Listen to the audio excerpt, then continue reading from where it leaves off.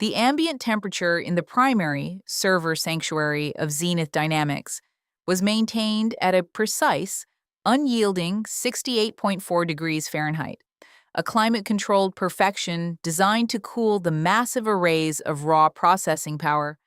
Yet, at 11:42 and 18 seconds on a Tuesday night, the room felt suffocatingly hot as 30 of the highest-paid cybersecurity architects in the Western Hemisphere realized they were losing a war they did not even understand how to fight. The intrusion had not announced itself with alarms or flashing red klaxons, as those existed only in the cinematic fantasies of the uninformed. Rather, it manifested as a silent, creeping anomaly in the IPv6 routing tables, a subtle rerouting of encrypted traffic that bypassed the secondary firewall without triggering a single tripwire, leaving the intrusion detection systems reporting a state of absolute false tranquility. It was not until the core financial database, a repository holding the liquid assets of 3 sovereign wealth funds and 42 multinational conglomerates, began to hemorrhage data at a rate of 4.2 terabytes per second, that the reality of the breach became an undeniable, terrifying fact. The room was a symphony of useless kinetic energy, filled with the frantic, asynchronous clattering of 30 mechanical keyboards as the purported geniuses of the Zenith Cyber Defense Division typed desperate, uncoordinated commands into their terminals, their faces illuminated by the harsh, unforgiving glare of 60-inch diagnostic displays cascading with malicious hexadecimal code that they could neither read nor halt. They were not moving with purpose. They were not thinking or strategizing. They were merely reacting, throwing standard containment protocols at an architecture that consumed their defenses and repurposed them into offensive payloads, effectively turning Zenith's own security infrastructure against itself. The financial counter in the upper right quadrant of the primary display updated every 0.3 of a second, ticking downward in a relentless, silent countdown that represented the evaporation of hundreds of millions of dollars, a digital bleeding out that no one in the room had the competence to tourniquet. The air grew thick with the smell of ozone and the sharp, sour tang of human panic, a biological response to the realization that their degrees, their exorbitant salaries, and their carefully curated professional egos were entirely useless in the face of an adversary who had dismantled their life's work in less than 40 seconds. Every keystroke they executed was a blind flail in the dark, an arrogant assumption that a standard packet filtering response could stop an infection that was already rewriting the master boot records of the internal network, mutating its own signature with a polymorphic elegance that left the technicians staring at their screens in absolute paralyzed horror. They were a collection of highly decorated specialists who had never faced a true existential threat. Men and women who had built their careers on compliance audits and theoretical tabletop exercises, completely unprepared for the brutal, unforgiving reality of a live, apex-level cyber warfare event unfolding in their sanctuary. The digital clock on the wall shifted to 11:43, marking the end of the first minute of the attack, a minute in which 42,304,119 had been irreparably siphoned into a decentralized, untraceable subnet, while 30 experts sat trapped in their ergonomic chairs, utterly defeated by the silence of the machine. Into this atmosphere of absolute, degrading failure strode Marcus Vance, the senior vice president of global cybersecurity, a man whose entire career was built on the performative application of authority rather than the foundational understanding of the systems he purported to command. He was dressed in a bespoke midnight blue Italian wool suit, an entirely inappropriate and deeply arrogant sartorial choice for an emergency midnight crisis. his leather-soled shoes cracking sharply against the raised anti-static flooring as he entered the room, not to analyze the catastrophic data hemorrhage, but to project an aura of control that he did not possess.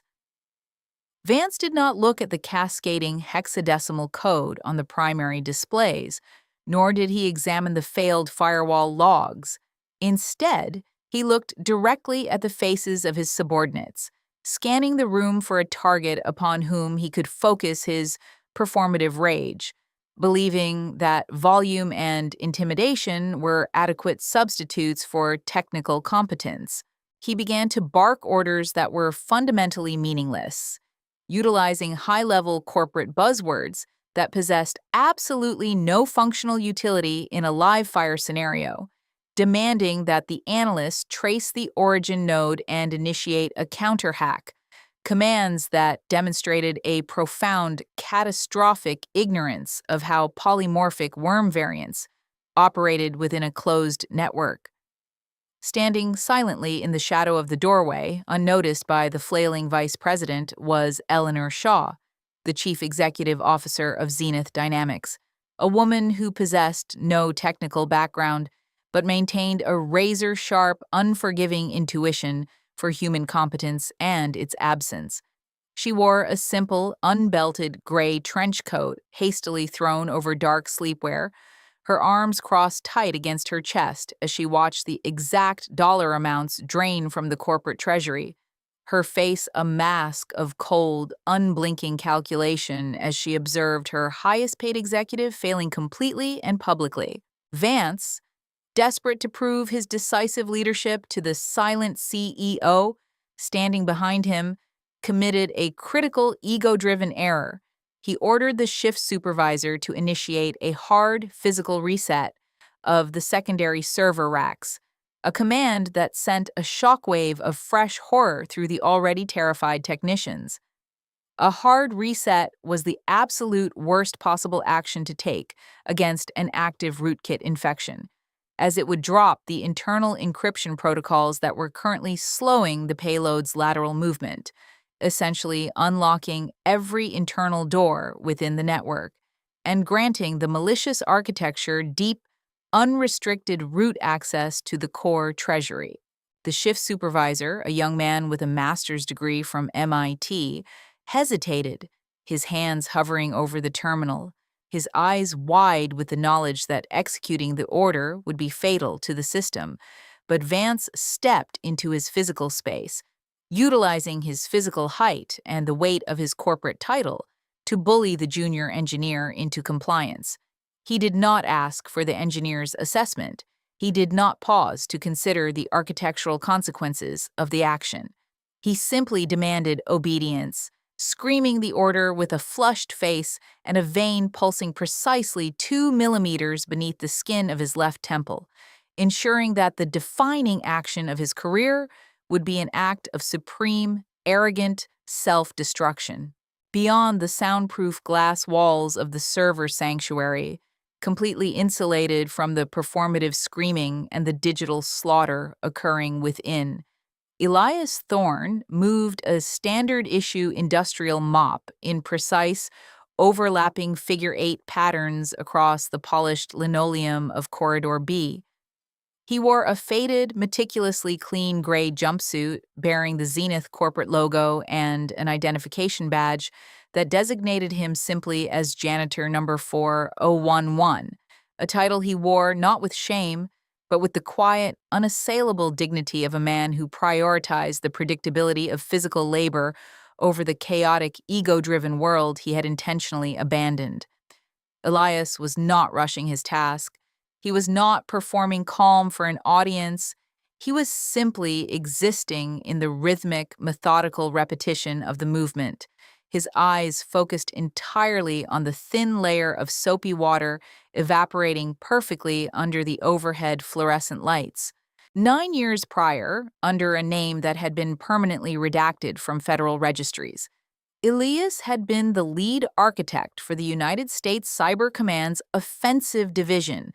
a shadow genius who designed the exact foundational architectures that modern financial institutions now relied upon to secure their assets. He had walked away from that life, from the clearances, the power, and the devastating consequences of digital warfare, after a profound personal tragedy left him a single father, choosing instead a life of absolute anonymity, seeking solace in the tangible, undeniable reality of a clean floor and a quiet night shift.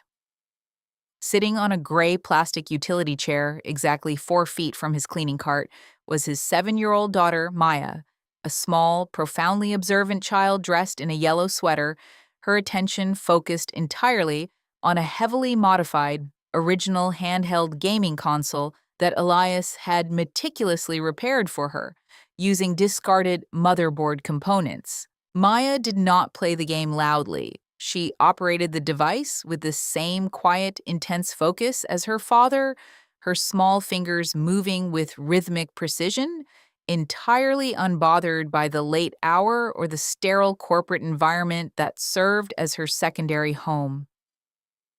Through the thick glass, Elias observed the chaotic scene unfolding in the server room, his peripheral vision registering the shifting colors of the massive diagnostic displays, his deeply ingrained, dormant instincts automatically processing the visual data without his conscious permission. He saw the exact structure of the malicious payload as it cascaded down the screens, recognizing the brutal, elegant efficiency of the code, a sophisticated variant of a ghost protocol theory he had personally authored and locked away in a classified dark server nearly a decade ago. He did not stop mopping. He did not widen his eyes or demonstrate any outward sign of recognition. He simply continued to move the aluminum handle of the mop with steady, unyielding grace, knowing with absolute terrifying certainty that the 30 men and women in the room were entirely incapable of stopping the weapon that was currently dismantling their network. Inside the glass enclosure, the consequences of Vance's arrogant command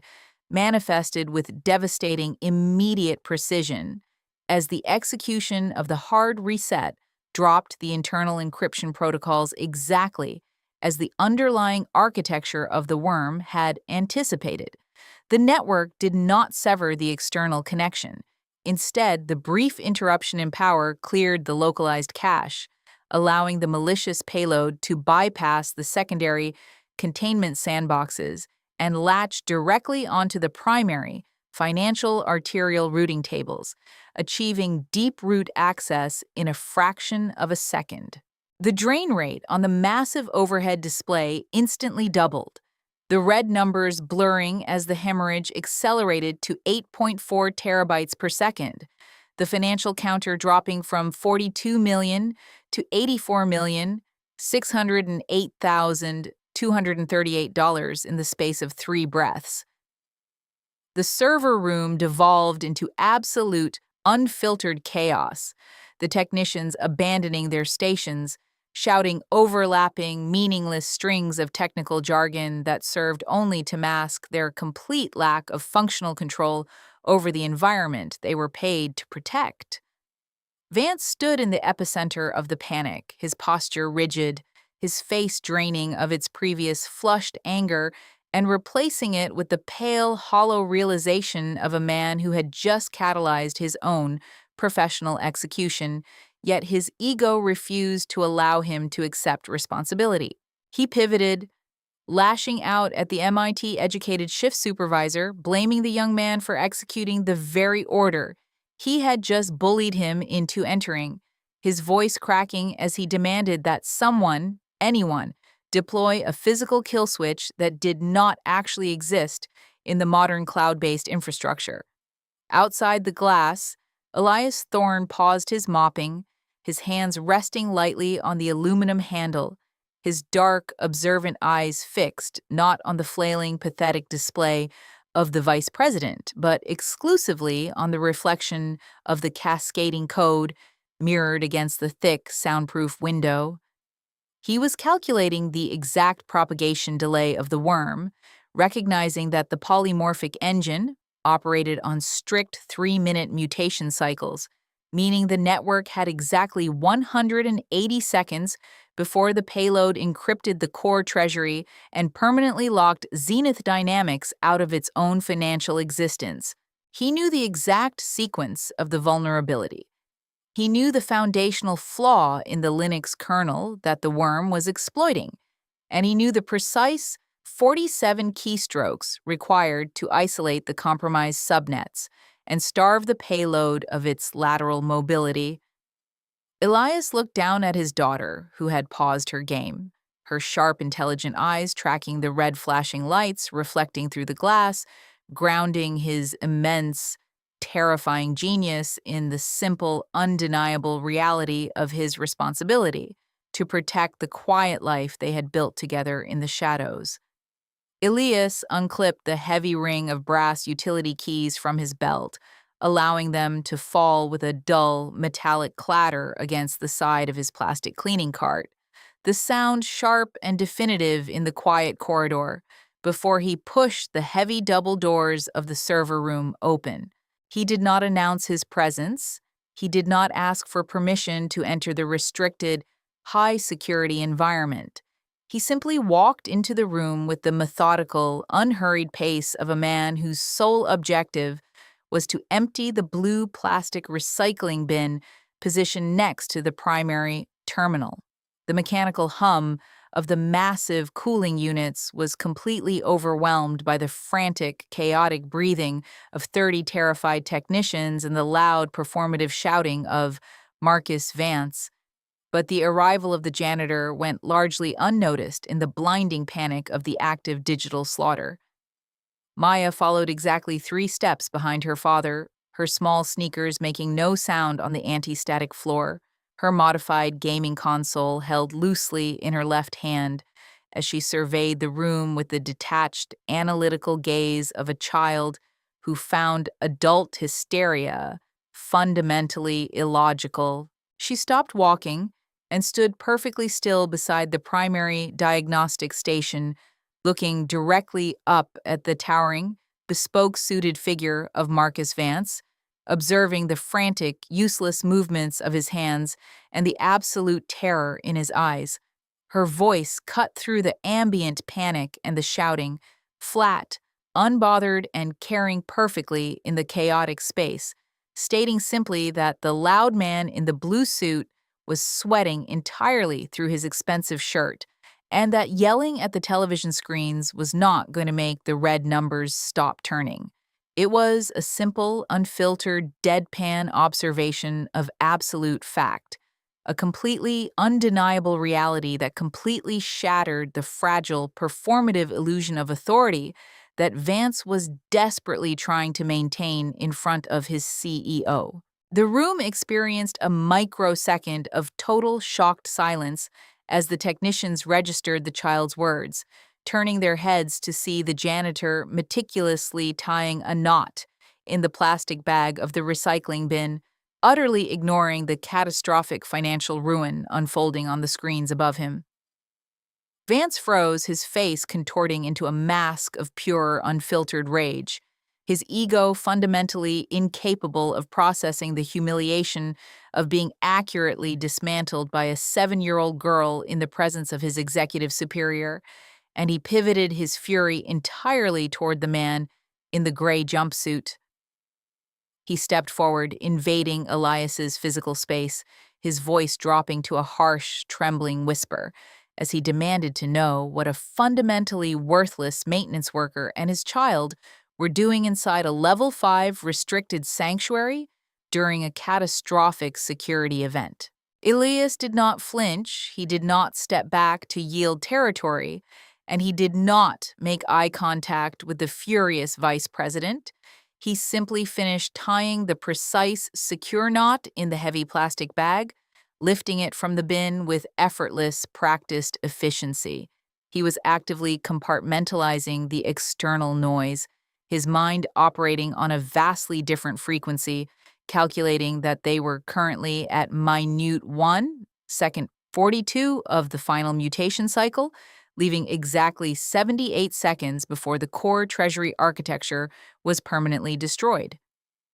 Vance, infuriated by the absolute lack of submission from a man he viewed as a subhuman physical laborer, stepped closer, utilizing his height to cast a shadow over Elias, pointing a trembling, manicured finger toward the double glass doors and explicitly ordering him to leave the room immediately. Elias ignored the command entirely. He looked past Vance's shoulder, his gaze locking onto the primary terminal, his eyes rapidly scanning the raw diagnostic feed, scrolling across the secondary monitor, confirming that the legacy diagnostic backdoor built into the foundation of the network's kernel remained unpatched and accessible. The sheer gravity of the moment, the knowledge that he held the sole capability to halt the destruction of a multinational corporation, pressed against the walls of the quiet, anonymous life he had so carefully constructed, threatening to drag him back into the world of offensive architecture he had sworn to abandon. He remembered the cold, sterile hospital room where his wife had passed, the moment he had looked at infant Maya and promised that he would never again engage in the destructive, consuming warfare of the digital realm, choosing the mop and the broom as instruments of penance and peace. Yet, looking at the screen, Elias recognized that inaction in this specific, exact moment was not an act of peace, but an act of cowardice, a failure to utilize the absolute competence he possessed to prevent a catastrophic injustice orchestrated by an arrogant, invisible thief. He did not speak to Vance. He merely shifted his weight, preparing his body for the physical act of intervention, his posture transforming entirely from the relaxed, subservient slouch of a janitor into the rigid, terrifying stillness of an apex predator observing wounded prey. Vance, completely misreading the silence as insubordination, raised his voice again, demanding security, demanding the immediate termination of the maintenance worker's employment, completely oblivious to the fact that the man standing before him was the only entity in the room capable of saving his career. Eleanor Shaw, standing silently by the doorway in her gray trench coat, observed this profound micro-interaction with the keen, detached eye of an executive who had built her empire by recognizing the raw, undeniable truth of human capability beneath the veneer of titles and uniforms. She noted with absolute clarity that while Marcus Vance was obsessively looking at the janitor's gray jumpsuit and the plastic trash bag, the janitor was looking exclusively at the core diagnostic feed on the primary terminal, his eyes tracking the hexadecimal flow with an understanding that bordered on the supernatural. She recognized the profound, terrifying absence of fear in the janitor's posture, a stark, undeniable contrast to the sweaty, flailing panic of her vice president, realizing in a fraction of a second that true competence does not require volume and absolute power rarely wears a bespoke suit. Maya, standing perfectly still beside the terminal, reached out with her small hand and tugged firmly on the fabric of her father's gray jumpsuit,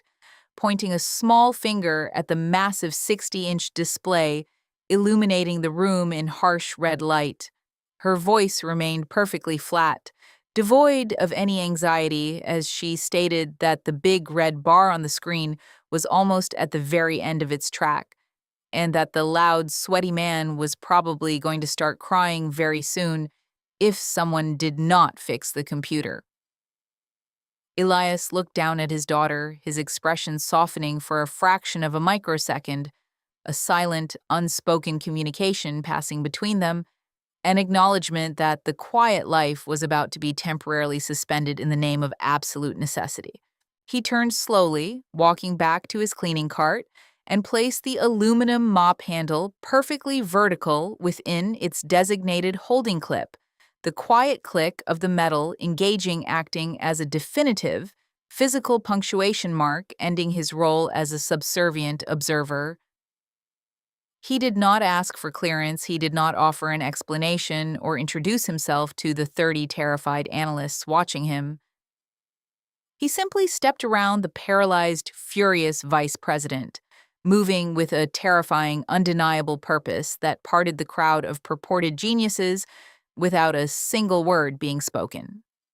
He approached the primary terminal, placing his hands firmly on the back of the ergonomic chair occupied by the paralyzed, hyperventilating senior engineer, and gently but with absolute, unyielding physical authority, displaced the man, sliding into the seat positioned before the core keyboard. At exactly 11:47 and 3 seconds on the digital wall clock, Elias Thorne initiated the intervention, and the auditory landscape of the server sanctuary fundamentally altered as his hands struck the mechanical keyboard.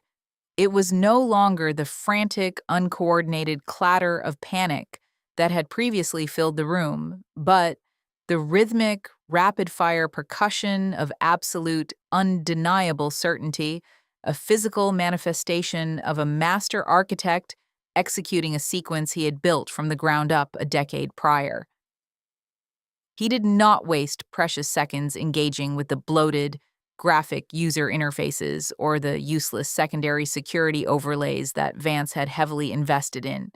Instead, he immediately executed a key combination that dropped the system entirely out of the visual shell, opening a raw black command line directory. He bypassed the complex biometric security protocols not by hacking them but by completely ignoring them, invoking a legacy diagnostic backdoor hard-coded deeply into the foundational architecture of the Linux kernel, a phantom gateway that only the original builders of the architecture knew existed.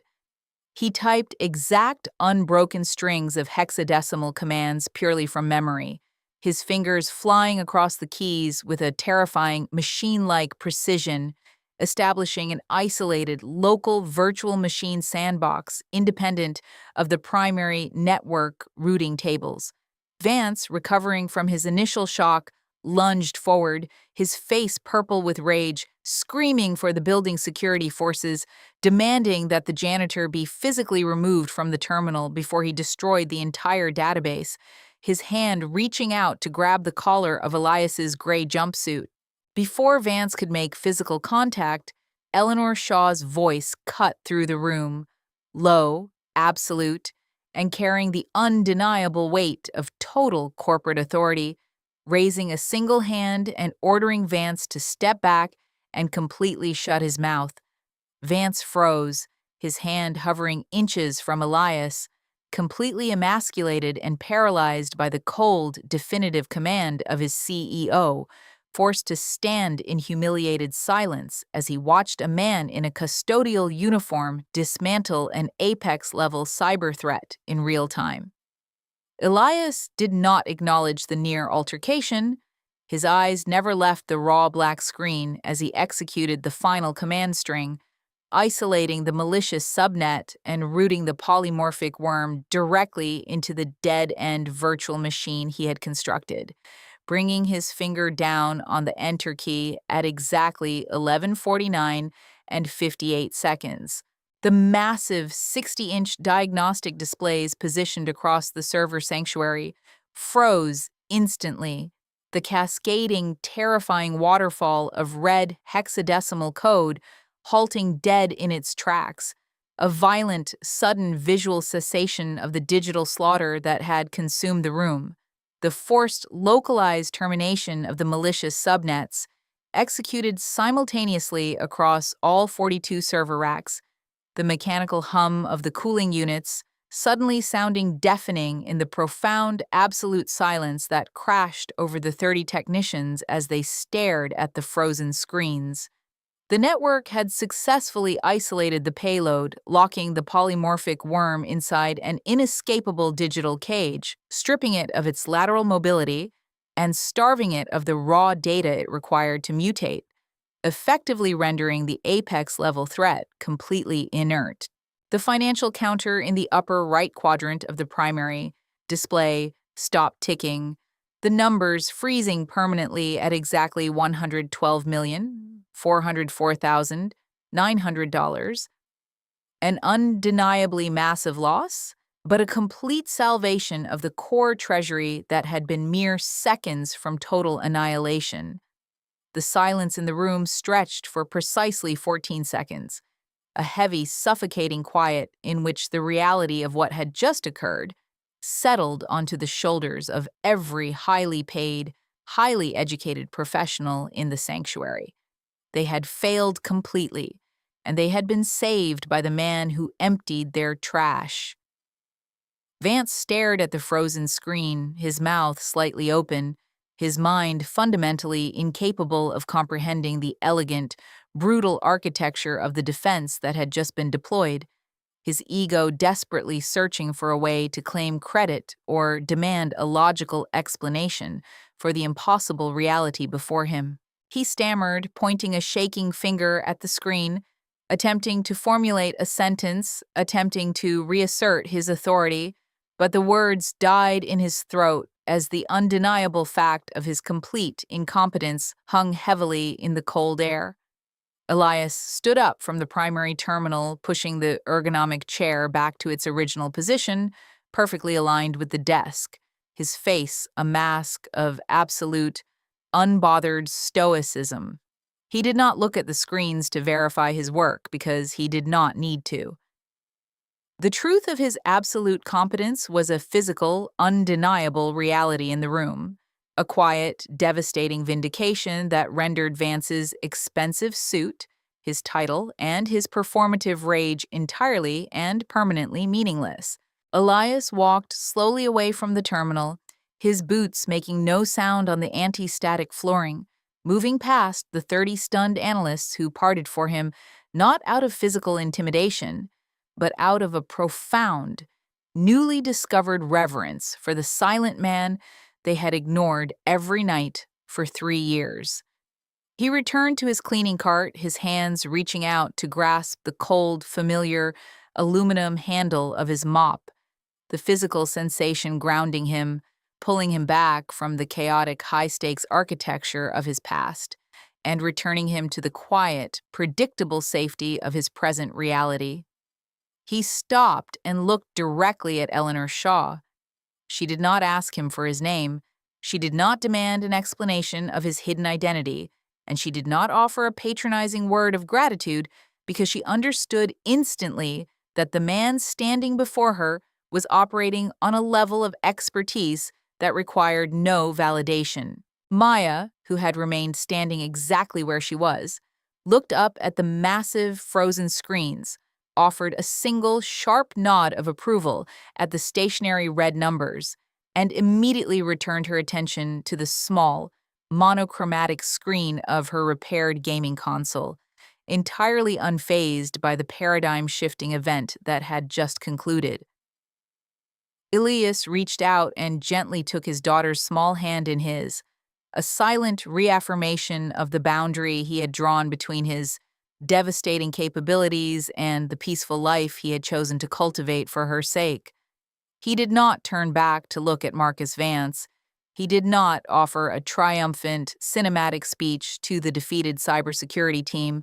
and he did not ask for a reward or recognition for saving the financial foundation of Zenith Dynamics. He merely looked at the shift supervisor, speaking for the first and only time that evening, his voice low, steady, and carrying the absolute authority of a man who dealt exclusively in undeniable facts, stating simply that the floor buffer in Corridor B would require another 20 minutes to dry, and that they should actively avoid stepping on the linoleum near the elevators.